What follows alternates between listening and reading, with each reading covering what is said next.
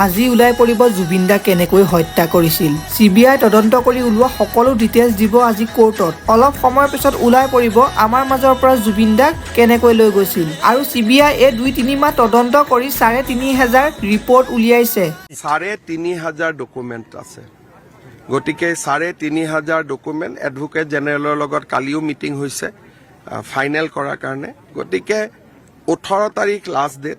18 তাৰিখৰ আগত আমি দিবই লাগিব, কাৰণ নহ'লে জেলত থকা মানুহকেইজনে জামিন পাই যাব। 18 তাৰিখৰ আগত ৰিপৰ্ট দিব নোৱাৰিলে তেহেঁতি এনেই জামিন পাই গ'লহেঁতেন। একো প্ৰমাণ নাই, এনেই ভৰাই থৈছে। সেই হিচাপত আজি মাথো ক'ব জুবিন দাৰ লগত কি হৈছিল ঘটনা। দোষীয়ে শাস্তি আজি নাপায়, ইয়াৰ পাছত কোৰ্টলৈ যাবলৈ আছেই। কোৰ্টত ক'ব তেহেঁতৰ উকিলে কি প্ৰমাণ আছে আৰু আমাৰ উকিলে প্ৰমাণ দিব। সকলোৱে ভাবিছে চাগে শ্যাম কানু সিদ্ধাৰ্থহঁতক কিয় উকিল দিব লাগে। আচলতে ন্যায়ালয়খনে সমান চকুৰে চায়। চাবচোন, ন্যায়ালয়ত এজনী তিৰোতাই চকুত কাপোৰ বান্ধি এখন দগা পেলা লৈ থাকে। সকলো মানুহক সমান চকুৰে চায়, লাগিলে জুবিন দাই হওক বা নৰ্মেল মানুহে হওক। মাথো এটাই কথা, জুবিন দাই ন্যায় লাগে, দোষীয়ে শাস্তি পাবই লাগিব। জাষ্টিছ ফৰ জুবিন গাৰ্গ কমেণ্টত লিখিব।